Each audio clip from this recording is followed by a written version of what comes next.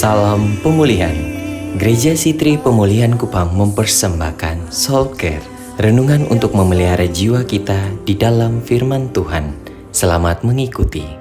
Kata Yesus, suruhlah orang-orang itu duduk. Adapun di tempat itu banyak rumput, maka duduklah orang-orang itu. Ada penafsir yang berkata perempuan tambah, anak-anak bisa 15.000. Saya cenderung percaya. Ayat 11. Lalu Yesus mengambil roti, mengucap syukur dan membagi-bagikannya kepada mereka yang duduk di situ. Demikian juga dibuatnya dengan ikan-ikan itu sebanyak yang mereka kehendaki. Saya ingin saudara tangkap ini. Waktu Tuhan buat mujizat, tidak ada batasan. Tidak ada batasan. Sebanyak yang mereka kehendaki. Alkitab bilang sekehendak mereka. Silakan ambil. Persoalannya kalau ikan masuk dalam tas ini yang bahaya. Tapi Bapak Ibu coba bayangkan, Alkitab menjelaskan, Yohanes menjelaskannya sebanyak yang mereka kehendaki. Alkitab sedang bicara bahwa kalau Tuhan buat sesuatu selalu berkelimpahan. Ayat yang ke-12, dan setelah mereka kenyang, ia berkata kepada murid-muridnya, kumpulkanlah potongan-potongan yang lebih supaya tidak ada yang terbuang. 13, maka mereka pun mengumpulkannya dan mengisi 12 bakul penuh dengan potongan-potongan dari kelima roti jelai yang lebih. Saudara,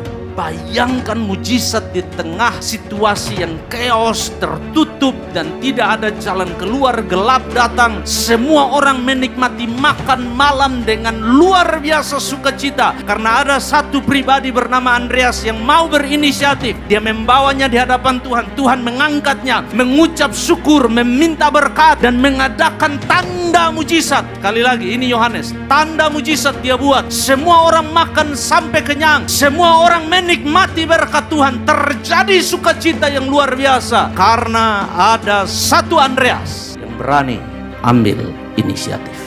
Maka mereka pun mengumpulkannya dan mengisi 12 bakul penuh dengan potongan-potongan dari kelima roti jelai yang lebih setelah orang makan. Nah, tangkap baik-baik, kenapa harus kumpul dan kenapa 12 bakul? Nah, tangkap ini, para murid sibuk melayani orang banyak, sibuk melayani kebutuhan orang. Mereka tidak punya kesempatan untuk makan. Mereka tidak punya kesempatan untuk mengurus diri mereka. Di akhir cerita, di akhir peristiwa, Tuhan ingat mereka. Dong belum makan, dia bilang kumpul. Dapat berapa? 12 bakul. Satu orang duduk ambil satu bakul.